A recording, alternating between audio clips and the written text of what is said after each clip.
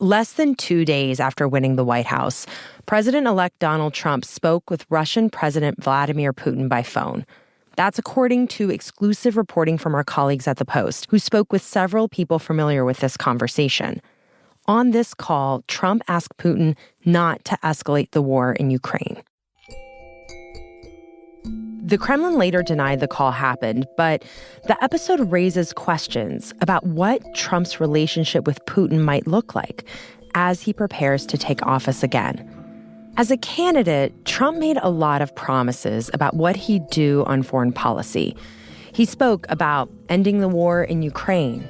I will get it settled before I even become president. If I win, when I'm president-elect, and what I'll do is I'll speak to one, I'll speak to the other, I'll get them together. That war would have never happened. And Israel. You have to end this fast.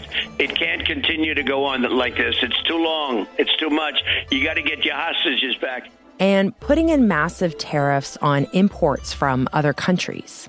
Who's going to have higher prices is China and all of the countries that have been ripping us off for years. Unlike in 2016, when he first became president, Trump is now a familiar figure to foreign leaders. But those foreign leaders are also now trying to figure out what a second Trump term means for them and for all the complex challenges the world is facing right now.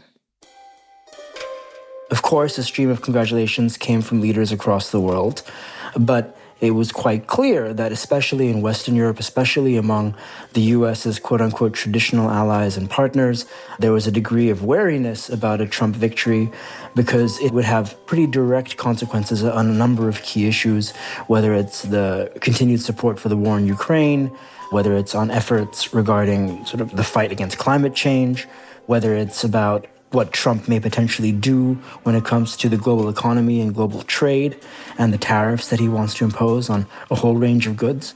Ishan Tharoor is a foreign affairs columnist and anchor of Today's Worldview, the Post's daily column and newsletter on global politics.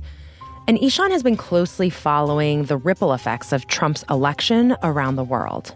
You have other governments and other countries where there's less overt concern and in some cases quite overt glee, especially, say, in Russia, where you had a whole string of commentators and Kremlin voices hailing Trump's victory as a kind of triumph, validation of a new political age. From the newsroom of The Washington Post, this is Post Reports. I'm Elahe Izadi. It's Monday, November 11th. Today, what Trump's win means for the rest of the world. Ishan takes us through how global leaders are preparing for Trump's second term. Ishan spoke with my co-host, Martine Powers. And just a note, some of what they talk about revisits crude and offensive language that Trump has used in the past. I'll let Martine and Ishan take it from here. So you described some of those reactions, both from American allies who are concerned by this one, others who were gleeful. Can you tell me, what are some of these world leaders thinking ahead to as they consider what a second Trump term could mean for them? It, of course, varies by context. But let's look at some of the issues that are front and center right now. You have Trump fielding phone calls allegedly with Russian President Putin. He spoke with Ukrainian President Zelensky last week. There has been a very clear sense among European diplomats that a Trump victory would mean a real change in the equation when it comes to the current war in Ukraine. Trump and his running mate, J.D. Vance, have made no secret about their distaste for continuing this war in an open-ended fashion. It is not in America's interest. It's not in Ukraine's interest. It's not in Europe's interest for this war to go on indefinitely. Now, you said that... And polling suggests that a considerable proportion of the American public also agrees with their skepticism about this. So then what can they do? Like, what if they don't want the war between Russia and Ukraine to continue? What power will they have now that they've won to bring this war to a close? Of course, U.S. military aid and other forms of assistance is crucial for Ukraine. Ukraine is surviving and resisting Russia insofar as it has resisted Russia largely through the support and coordination efforts led by the United States, as well as NATO allies. If the U.S. changes its position, it's very likely that other governments may also change their positions as well. So beyond the actual kind of numerical number of, munitions and weapon systems and other forms of assistance being directed to Kyiv that may now end or be sort of thinned out, there's also the kind of broader political, diplomatic change that would perhaps, see cracks in what has been a remarkably unified Western response to Russia's invasion of Ukraine. At the same time, it's also important to recognize that we are a number of years into this full-fledged war. There is fatigue on many fronts when it comes to sustaining this war. Among the Ukrainians in particular, there's also fatigue, but various European countries have also signaled that, they want to find a way out of this. And Trump would accelerate that conversation. In what shape or form that takes place, we don't know, but the automatic assumption among analysts is that it's going to obviously require Ukraine to make territorial concessions that it does not want to make. That's a very interesting point about the role that Trump's election could play in shifts from Ukraine's other allies. Because my assumption was, okay, maybe the U.S. could decide, look, we're not interested in supporting this war anymore. But of course, there's the U.K. and there's Germany, there's France. There are these other countries that have stood by Ukraine's side, and maybe they could step in to kind of take over in terms of supporting Ukraine. But what you're saying is that this could be an opening for other countries that might be like, look, we too have spent a lot of money trying to support Ukraine here, and we are fatigued with the situation that seems intractable, and like maybe this is an opportunity for other countries to pull their support as well. Parallel to Trump's return to power, you've seen a pretty remarkable string of electoral successes in Europe of parties on the far right, whether it's in the Netherlands or Austria, and now potentially even in Germany, which is a remarkable story in and of itself. And what really links a lot of these far-right parties in Europe together is a kind of Russophilia. There is a pro-Kremlin streak in the European far-right. And so that's absolutely going to, be a noisier part of the European conversation now with Trump in ascendance. You mentioned earlier the call that Trump had already with Ukrainian President Volodymyr Zelensky, but also we know that on that call was Elon Musk. And, there are a lot of questions about the role that Elon Musk will play in the government going forward. But do you have a sense of what was discussed on that call? And I'm curious what you make of the fact that Elon Musk was there, and if that says anything about how Trump is thinking about the Ukraine question going forward. Yes, I mean, it should be noted that what we know about this phone call is largely from Ukrainian sources. Elon Musk was on the call, and apparently President Zelensky spent a degree of time thanking Musk for his Starlink technology, which has been crucial for Ukraine to maintain communications and cell phone coverage and all that. And then those are the satellites that are produced by Musk's company. Right. And which, of course, we should remember Musk initially characterized as a kind of act of generosity on his part, but then he later billed the Pentagon for the Starlink coverage over Ukraine. We've been told that this is not the first time that Musk has been present for a phone call with the world leader, that Trump spoke to Turkish President Erdogan while he and Musk were having a dinner together. So Musk is, of course, very close to President Trump now. He is somebody, of course, who has a range of companies that do business with the federal government and presumably is interested in maintaining those operations or even expanding them. What's quite curious about the Trump-Musk connection is that it's the kind of overt rapport between a political leader and, what is essentially an American oligarch that you see in other societies and governments, but not so openly in the United States. Yeah. I also want to come back to the NATO question. I mean, you mentioned earlier how that is also part of the thinking of how a Trump presidency could affect Ukraine. But more largely, I mean, Trump has been antagonistic about the U.S.'s role in NATO since his first term as president. He threatened to pull the U.S. out of NATO at that point. It didn't happen, but that seems like it's also on the agenda this time around. Tell me, what would that mean if the U.S. were to pull out of NATO, and what are the chances that that's actually going to happen once Trump becomes president again?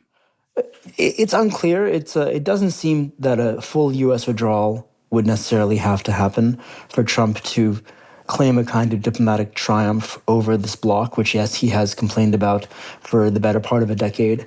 He has, for the better part of a decade, used this line about America's participation in NATO that's been incredibly disingenuous but very politically effective. He talks about, other governments not paying enough into NATO as if there's some sort of members' fees that they should be paying, that the U.S. is paying for them. One of the presidents of a big country stood up and said, well, sir, if we don't pay and we're attacked by Russia, will you protect us? No, I would not protect you. In fact, I would encourage them to do whatever the hell they want. You got to pay. You got to pay your bills. That isn't exactly the case. What he has long championed, and of course, what Democratic administrations have also championed from Obama to Biden, is that Europe boosts its own defense spending to match the kinds of commitments that the U.S. puts on the table as well. And that's happening. It's maybe not happening at the pace that the Americans may want, but it's been happening for quite some time. And you've heard from the new NATO Secretary General, the former Dutch Prime Minister Mark Rutte, that they want a future of NATO and of European security where they're not kind of quivering in their boots about any utterance that Trump makes. There are various European governments who are taking defense spending much more seriously. And they also see a future where Europe needs to stand on its own feet more effectively than it does right now. Interesting. So essentially that they've kind of been preparing for this. Right. I mean, yes, absolutely. There's been a lot of talk about Trump-proofing NATO, Trump-proofing various other forms of the transatlantic alliance and Western ties. And on NATO, yes, it does seem that Trump would never accept a future, say, with Ukraine joining the NATO alliance. But it also was quite clear that the Biden administration itself was skeptical about giving Ukraine NATO membership as well. So there is a degree of continuity that we're kind of missing here when we talk about Trump as this, disruptive figure who's going to smash through all these institutions. He is a very disruptive figure. That's absolutely true. His rhetoric is very radical and polarizing. But on some fronts, you may actually see a degree of continuity that is, at this moment, kind of understated. But of course, it should be stressed that the Biden administration was quite effective in galvanizing a kind of Western solidarity and unity around Ukraine, and Trump coming back to the White House is almost immediately going to chip away at the edifice of that unity. After the break, Martine and Ishan talk about what Trump's foreign policy might look like for another conflict, the war in Gaza. We'll be right back.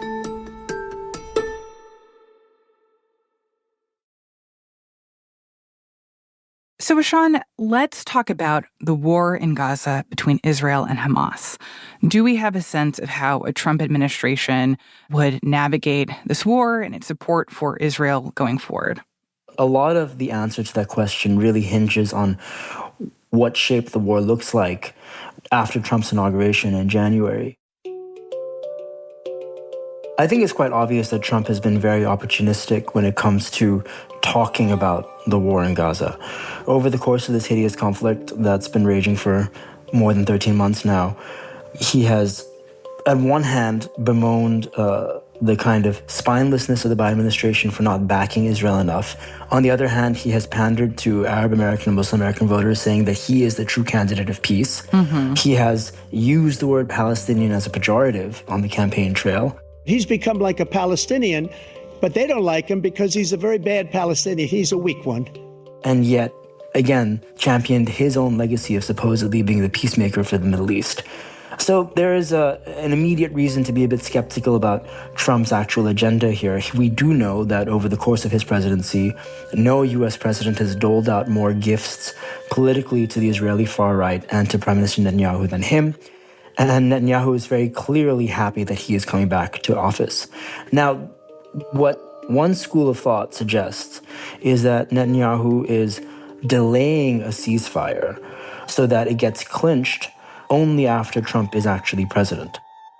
Oh, interesting. Why? Just to give, why? To give Trump a win at the beginning of his presidency? Well, on one hand, Israel feels that it has further military objectives it wants to satisfy both in its fight against Hezbollah in southern Lebanon and, of course, against Hamas in Gaza. They are expanding their operations quite intensively in both fronts. Just over this past weekend, dozens of civilians were reportedly killed in various Israeli strikes. You're seeing famine conditions in northern Gaza. And so Israel is really putting its foot down on the pedal in order to change the facts on the ground so that by January, say when Trump actually enters the White House, it can call a ceasefire that Trump will claim credit for at a moment where Israel's strategic objectives are all met. But that's just one strain of analysis that you're hearing based on certain diplomatic sources. There is pressure for a ceasefire, and Arab governments are getting very frustrated with the absence of any kind of political movement. The Biden administration has a few months left to exert some kind of pressure both on Israel and on Hamas, but it's not quite certain that Israel would agree to anything before Trump comes to office. That'll be very interesting to see. I mean, especially given that Democrats made the argument during the presidential election that, no matter what, a Kamala Harris as president would be better for Palestinians than a Donald Trump as president. But if there's a ceasefire, early on in the Trump presidency, I would imagine that would complicate the narrative around that. What is abundantly clear is that the quote-unquote day-after scenario for Gaza, what happens to this territory that's been completely destroyed, what happens to Palestinians in general who find themselves, again, without rights, the same rights as the Israelis that they live amongst, without any prospects of statehood. It's not clear at all that Trump is going to advance or accelerate any of that when in office. Interesting. Sean, I want to talk a little bit about Trump's relationship with, frankly, I guess the rest of the world, or at least the developing world, the global south, because there are a lot of ways in which a Trump presidency will affect so many countries that aren't always, making headlines.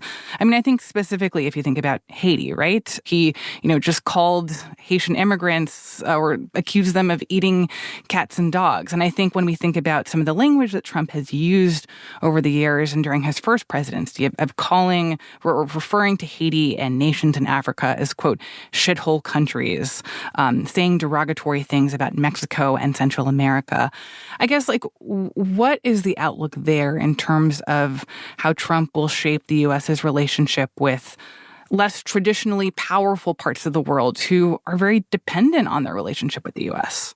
It's a bit too early to say. And of course, a lot of this will be conditioned by who Trump staffs in his administration, in the State Department, in the White House National Security Council, at the Pentagon, and so forth. We obviously understand that the America First agenda is not about the United States representing a certain set of kind of universalist democratic values on the world stage. It's a much narrower vision of what America's role should be, whether it's in Asia or the Americas or the Middle East.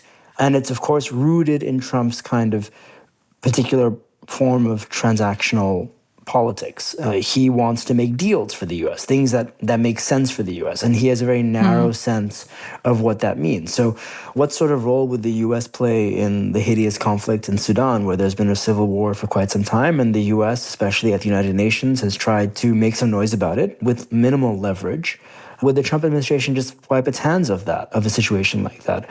Would a Trump administration play the same kind of role that the Biden administration did in bolstering a whole network of alliances and security partnerships in Asia in the face of China? Or would Trump be a bit more of a kind of bulldozing transactional dealmaker? You have governments in Japan and South Korea nervous about the Trump administration's commitments to their security. You also have Taiwan, which, of course, is a country that lives in the shadow of a permanent Chinese threat. And you have Taiwanese officials slightly concerned that Trump would bargain away Taiwan's interests in the face of a bigger deal with the Chinese. So all of that's an open question.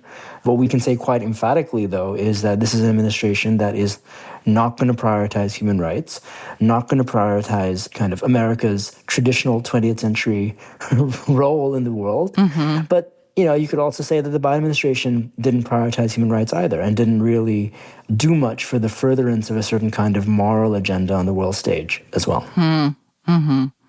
And just to add to kind of that list of issues, that there are open questions about how the Trump administration will approach this. I mean, right now, COP29 is happening in Azerbaijan, this moment when global leaders are talking about how to tackle climate change. And I'm sure that Trump's coming presidency is hanging over conversations there. Ishan, before we wrap up today, I do want to ask about a piece of news that came out this morning, actually right before we jumped onto this call, which is that Trump is planning to appoint Congresswoman Elise Stefanik, a Republican from New York, as ambassador to the United Nations. Well, what's your reaction to that? And what does that tell us about his approach to foreign policy and diplomacy? My immediate reaction is that you get the sense that the Trump administration will want to take a particularly antagonistic role at the United Nations, that Congresswoman Stefanik will be something of an attack dog. And, given her track record in Congress, when it came to the war in Gaza, you can imagine her also really taking a pretty aggressive stand on various UN institutions and bodies that criticize Israel. And you could see her really prioritizing a kind of project of delegitimization of the UN because of the criticism of Israel that you see in some of its agencies and bodies. And specifically when you're talking about her as a potential attack dog, I mean, I'm thinking about how good she's become at making headlines, making big moments out of her grilling college presidents or other officials, on the Hill and in congressional hearings. And Dr. Gay, at Harvard, does calling for the genocide of Jews violate Harvard's rules of bullying and harassment, yes or no? It can be, depending on the context. What's the context? Targeted at an individual. It's targeted at Jewish students, Jewish individuals. Do you understand your testimony is dehumanizing them? Do you understand that dehumanization is part of anti-Semitism? That those tough questions and the ways that she can be really aggressive in her questioning, that could be applied to the UN here. Absolutely. And this is the UN is a place of a lot of boring speeches, a lot of quiet multilateral diplomacy, a lot of time spent over, the wording of documents and resolutions. And she will make it into a kind of social media ambassadorial role where she'll have probably a lot of moments where she calls out various governments or the UN system at large, and, for probably great effect among Trump's base and supporters. So, Ishan, in the next days and weeks, as we start to see the Trump administration really come together, what are the questions that you have going forward about how that is going to start to shape Trump's approach to foreign policy? I mean, I think the question that's animated a lot of us who think about American foreign policy, and this is not just because of Trump, but because of the changing world that we live in right now, is what should American power look like? And what should, especially when people in Washington talk about a rules-based order or the international system, what is that system? And Trump presents a particularly blunt answer to some of those questions. He's somebody who doesn't really necessarily believe in the kind of universal principles that have guided earlier American presidents. But at the same time, there are some hard questions that anybody in power in the United States has to reckon with now. There's a shifting world order. The U.S. is no longer the same kind of hyperpower that it was a generation ago. And Trump is a particularly interesting figure to follow as we see America find itself in the 21st century. Ishan, thank you so much. Thank you. Ishan Tharoor is a foreign affairs columnist and anchor of Today's World View, the Post's daily column and newsletter on global politics. He spoke with my co-host, Martine Powers.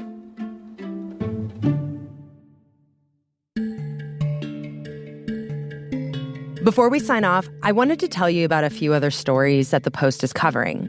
If you live in the eastern part of the U.S. like me, you've probably noticed how warm it's been lately. Last week, I was on a walk with a friend, and I told her it's an alarmingly beautiful November day. Well, this month, the temperature has been more than 10 degrees above average across parts of 20 states. And the reason is kind of surprising.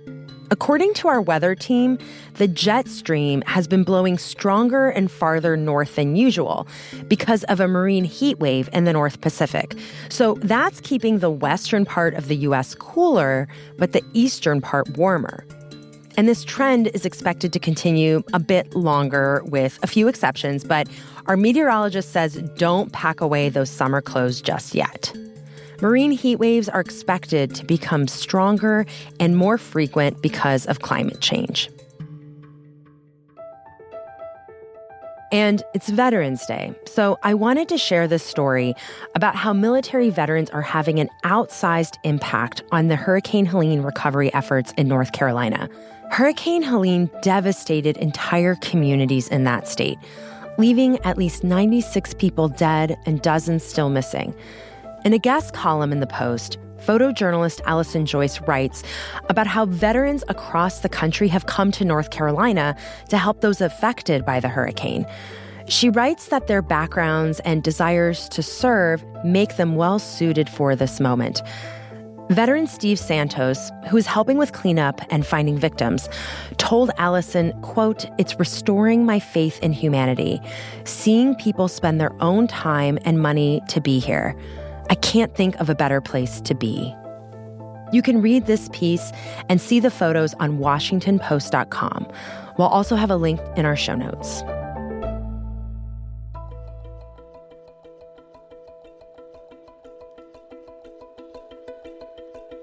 That's it for Post Reports. Thanks for listening. If you love the show, help other people discover it by leaving a rating on Spotify or a rating and review on Apple Podcasts. Today's show was produced by Rennie Svirnovsky with help from Ariel Plotnick and Alana Gordon. It was mixed by Sam Baer and edited by Lucy Perkins with help from Maggie Penman. I'm Elahe Izadi. We'll be back tomorrow with more stories from the Washington Post.